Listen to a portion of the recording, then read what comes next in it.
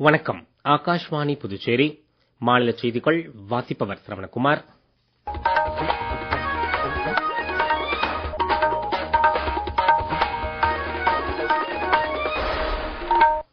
தலைப்புச் செய்திகள். பல்வேறு துறைகளில் இந்தியாவின் முயற்சிகள் மற்றும் அதன் விளைவுகளால் இந்தியா மீதான உலகின் நம்பிக்கை ஆழமாகி வருவதாக பிரதமர் திரு நரேந்திர மோடி கூறியுள்ளார். ரிசர்வ் வங்கியின் ரெப்போ வட்டி விகிதம் 6% மேலும் குறைக்கப்பட்டுள்ளது. முதுபெரும் தலைவர் குமரி அனந்தன் மறைவிற்கு பிரதமர் உட்பட தலைவர்கள் பலரும் இரங்கல் தெரிவித்துள்ளனர். முன்னாள் ராணுவத்தினருக்கு மருத்துவ சேவை வழங்க பாதுகாப்பு அமைச்சகம் புதுச்சேரி ஜிப்மருடன் புரிந்துணர்வு ஒப்பந்தம் செய்து கொண்டுள்ளது. இனி விரிவான செய்திகள். இன்றைய உலகின் முக்கிய பிரச்சனையான பருவநிலை மாற்றத்திற்கு தீர்வாக திகழும் எளிமையான நிலையான வாழ்க்கை முறைகளை பல நூற்றாண்டுகளாகவே ஜெயின் சமூகத்தினர் பின்பற்றி வருவதாக பிரதமர் திரு நரேந்திர மோடி கூறியுள்ளார். இன்று புதுடெல்லியில் ஜெயின் சமூகத்தினரின் நவ்கர் மகாமந்திர தின விழாவில் அவர் உரையாற்றினார். பல்வேறு துறைகளில் இந்தியாவின் முயற்சிகள் மற்றும் அதன் விளைவுகளால் இந்தியா மீதான உலகின் நம்பிக்கை ஆழமாகி வருவதாக பிரதமர் கூறினார். சமூகங்களுக்கு இடையில் இத்தகைய ஒத்துழைப்பை வலியுறுத்துவதே ஜைனர்களின் கொள்கை என்றும் அவர் குறிப்பிட்டார். இதுகுறித்து கூடுதல் விவரங்கள். பிரதமர் திரு நரேந்திர மோடி நவ்கர் மகா மந்திர விழாவின் போது ஜைனர்களின் முக்கிய பிரார்த்தனையான நவ்கர் மகா மந்திரத்தை 108 நாடுகளைச் சேர்ந்த மக்களுடன் இணைந்து ஓதினார். இது வெறும் மந்திரம் அல்ல என்றும் முன்னேறிய இந்தியா என்னும் தொலைநோக்கு பார்வையுடன் இதற்கு நேரடி தொடர்பு இருப்பதாகவும் அவர் தெரிவித்தார். நவ்கர் மகா மந்திர பிரார்த்தனைக்கு ஏற்ப தூய்மை, மரம் வளர்ப்பு, நீர் சேமிப்பு, ஏழைகளுக்கு ஆதரவு உள்ளிட்ட 9 உறுதிமொழிகளை அனைத்து மக்களும் ஏற்க வேண்டும் என அவர் கேட்டுக்கொண்டார். பாலி மொழிக்கு அரசு செம்மொழி அந்தஸ்து வழங்கி இருப்பதை பிரதமர் தமது உரையில் சுட்டிக்காட்டினார். இதுபோன்ற நடவடிக்கைகள் மூலம் ஆன்மீக உலகிற்கு வழிகாட்டும் அதே வேளை நவீன தொழில்நுட்பங்கள் மூலமான வாய்ப்புகளையும் தீவிரமாக ஆராய்வதே புதிய இந்தியா என்றும் அவர் குறிப்பிட்டார். நீர் மேலாண்மை மற்றும் ஆயக்கட்டு மேம்பாட்டு பணிகளை பிரதமரின் கிருஷி சிஞ்சாய் நீர்ப்பாசன திட்டத்தின் துணை திட்டமாக மாற்றி நவீனப்படுத்தவும் நடப்பு நிதியாண்டில் இத்திட்டத்திற்கு 1600 கோடி ரூபாய் ஒதுக்கீடு செய்யவும் மத்திய அமைச்சரவை முடிவு செய்துள்ளது. திருப்பதி பாகாலா காட்பாடி ஒற்றை ரயில் பாதையை 1332 கோடி ரூபாய் மதிப்பில் இரட்டை பாதையாக மாற்றும் திட்டத்திற்கும் மத்திய அமைச்சரவை ஒப்புதல் அளித்துள்ளது. மத்திய தகவல் ஒலிபரப்புத்துறை அமைச்சர் திரு அஸ்வினி வைஷ்ணவ் இன்று புதுடெல்லியில் செய்தியாளர்களிடம் இதை தெரிவித்தார். ரிசர்வ் வங்கி இதர வங்கிகளுக்கு வழங்கும் குறுகிய கால கடன் மீதான ரெப்போ வட்டி விகிதத்தை மேலும் 25% புள்ளிகள் குறைத்து 6% நிர்ணயித்துள்ளது. 6 உறுப்பினர் பணக் கொள்கை குழுவின் கூட்டத்தில் ஒருமனதாக இம்முடிவு மேற்கொள்ளப்பட்டதாக ரிசர்வ் வங்கி ஆளுநர் திரு சஞ்சய் மல்ஹோத்ரா மும்பையில் இன்று நடத்திய செய்தியாளர் கூட்டத்தில் தெரிவித்தார். செய்தியாளர் கூட்டத்தில் வெளியான மேலும் சில தகவல்கள்.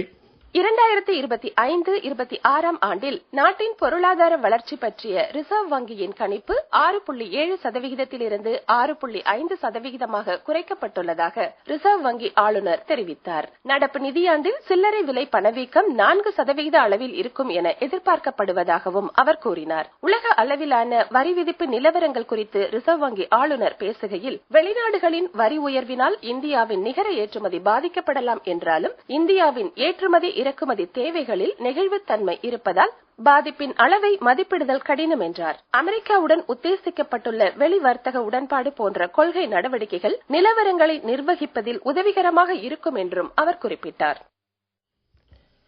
சென்னையில் நேற்று இரவு காலமான மூத்த தலைவர் குமரி அனந்தன் மறைவிற்கு பிரதமர் திரு நரேந்திர மோடி ஆழ்ந்த இரங்கல் தெரிவித்துள்ளார். தமிழ் மொழி மற்றும் கலாச்சாரத்தை பிரபலப்படுத்த பல்வேறு முயற்சிகளை மேற்கொண்டவர் குமரி அனந்தன் என்றும் சமூகத்திற்கு ஆற்றிய சேவைகள் மற்றும் தமிழகத்தின் முன்னேற்றத்தில் காட்டிய ஆர்வத்திற்காக அவர் நினைவு கூறப்படுவார் என்றும் சமூக ஊடகத்தில் வெளியிட்டுள்ள செய்தியில் பிரதமர் கூறியுள்ளார். வயது மூப்பினால் காலமான குமரி அனந்தன் உடலுக்கு தமிழக ஆளுநர் திரு RN ரவி, முதலமைச்சர் திரு மு க ஸ்டாலின், புதுச்சேரி முதலமைச்சர் திரு ரங்கசாமி, சட்டப்பேரவைத் தலைவர் திரு ஆல் செல்வம் மற்றும் அரசியல் கட்சித் தலைவர்கள் பலரும் நேரில் அஞ்சலி செலுத்தினர். குமரி அனந்தன் மகளும் முன்னாள் புதுச்சேரி துணைநிலை ஆளுநருமான டாக்டர் தமிழிசை சவுந்தரராஜனுக்கு இவர்கள் ஆறுதல் கூறினர். முதுபெரும் அரசியல் தலைவர் குமரி அனந்தன் மறைவு குறித்து புதுச்சேரி முதலமைச்சர் திரு ரங்கசாமி வெளியிட்டுள்ள இரங்கல் செய்தியில், நாடாளுமன்ற உறுப்பினராகவும் தமிழ்நாடு சட்டமன்ற உறுப்பினராகவும் பதவி வகித்துள்ள குமரி அனந்தன் தேசிய பற்று மற்றும் தமிழ் பற்று நிறைந்தவர் என்றும் நாடாளுமன்றத்தில் தமிழில் கேள்வி கேட்கும் உரிமை பெற்று தந்தவர் என்றும் கூறியுள்ளார். தமிழில் சிறந்த பேச்சாளராக திகழ்ந்து இலக்கிய செல்வர் என்ற அனைவராலும் போற்றப்பட்ட குமரி அனந்தன் மறைவு தமிழ் சமூகத்திற்கு மிகப்பெரிய இழப்பாகும் என்றும் அவர் தெரிவித்துள்ளார். முன்னாள் முதலமைச்சர் திரு வி நாராயணசாமி உள்ளிட்ட தலைவர்களும் குமரி அனந்தன் மறைவிற்கு இரங்கல் தெரிவித்துள்ளனர். நீங்கள் கேட்டுக்கொண்டிருப்பது மாநில செய்திகள். ஆகாஷ்வாணி செய்திகளை நேயர்கள் உடனுக்குடன் தெரிந்து கொள்ள எமது புதுச்சேரி மண்டல செய்திப் பிரிவின் சமூக ஊடகங்களான @airnews_புதுவை என்ற எக்ஸ் பக்கத்தையும், all India radio news Puducherry என்ற Facebook பக்கத்தையும், @RNU புதுச்சேரி என்ற யூடியூப் சேனலையும் அணுகலாம்.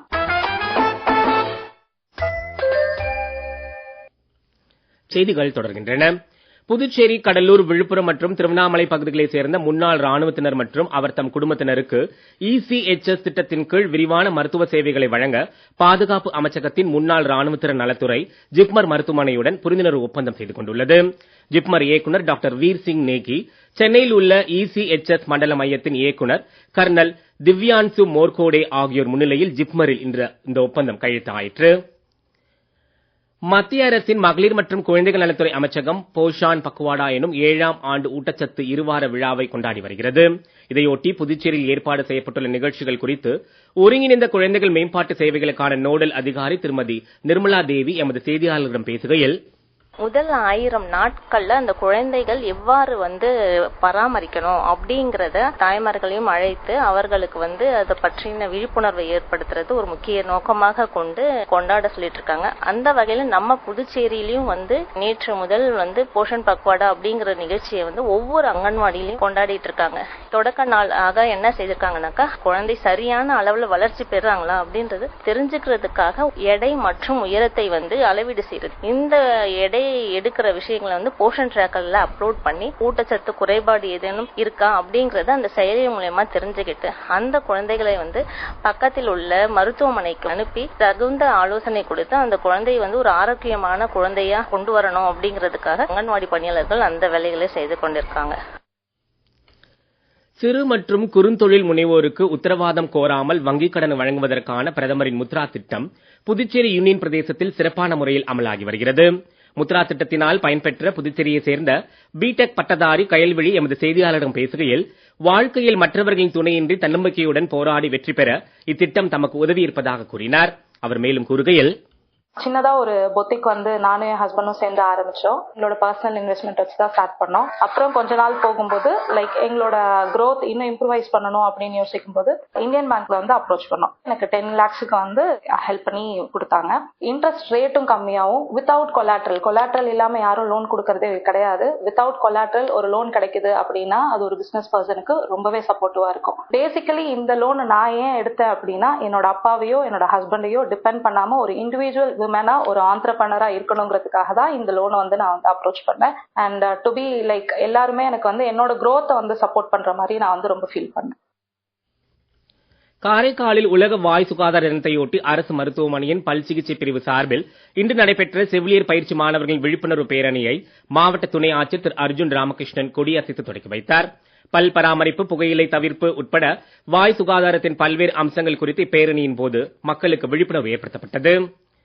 ஏனாமில் குப்பை கிடங்கிற்கு இடம் கிடைக்காமல் துப்புரவு பணிகள் பாதிக்கப்பட்டுள்ள நிலையில் புதுச்சேரி அரசின் டெல்லி சிறப்பு பிரதிநிதி திரு மல்லாடி கிருஷ்ணராவ் புதுச்சேரியில் துணைநிலை ஆளுநர் திரு கைலாஷ்நாதன் மற்றும் முதலமைச்சர் திரு ரங்கசாமியை சந்தித்து அடவிப்பாலம் பகுதியில் காலியாக உள்ள தனியார் பொறியியல் கல்லூரி நிலத்தை அரசு கையகப்படுத்தி குப்பை கிடங்காக பயன்படுத்தலாம் என ஆலோசனை வழங்கியுள்ளார். இதைத் தொடர்ந்து அதிகாரி ஒருவரை அனுப்பி சம்பந்தப்பட்ட இடங்களை பார்வையிட முதலமைச்சர் திரு ரங்கசாமி ஒப்புக்கொண்டுள்ளதாக திரு மல்லாடி கிருஷ்ணராவ் தெரிவித்துள்ளார்.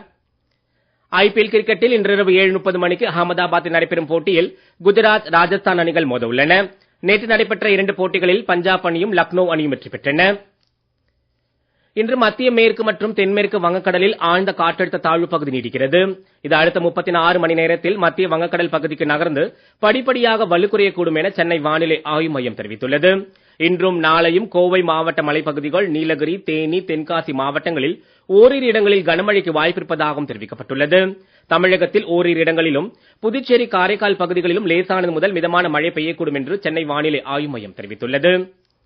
புதுச்சேரி சாலை போக்குவரத்து கழகத்தில் 15 ஆண்டுக்கு மேலாக ஒப்பந்த அடிப்படையில் பணியாற்றி வரும் ஓட்டுநர்கள் மற்றும் நடத்துனர்கள் பணி நிரந்தரம் கோரி வேலைநிறுத்த போராட்டம் மேற்கொண்டுள்ளனர். ஆயினும் உள்ளூர் மற்றும் வெளியூர் PRTC பேருந்துகளை நிரந்தர ஊழியர்களை கொண்டு இயக்க நடவடிக்கை எடுக்கப்பட்டுள்ளதால் இதுவரை அரசு பேருந்து பயணிகளுக்கு பாதிப்பு இல்லை என தகவல் வெளியாகியுள்ளது. மீண்டும் தலைப்புச் செய்திகள். பல்வேறு துறைகளில் இந்தியாவின் முயற்சிகள் மற்றும் அதன் விளைவுகளால் இந்தியா மீதான உலகின் நம்பிக்கை ஆழமாகி வருவதாக பிரதமர் திரு நரேந்திர மோடி கூறியுள்ளார். ரிசர்வ் வங்கியின் ரெப்போ வட்டி விகிதம் 6% மேலும் குறைக்கப்பட்டுள்ளது. முதுபெரும் தலைவர் குமரி அனந்தன் மறைவிற்கு பிரதமர் உட்பட தலைவர்கள் பலரும் இரங்கல் தெரிவித்துள்ளனர். முன்னாள் ராணுவத்தினருக்கு மருத்துவ சேவை வழங்க பாதுகாப்பு அமைச்சகம் புதுச்சேரி ஜிப்மருடன் புரிந்துணர்வு ஒப்பந்தம் செய்து கொண்டுள்ளது. இத்துடன் இந்த செய்தியறிக்கை நிறைவு பெறுகிறது. வணக்கம்.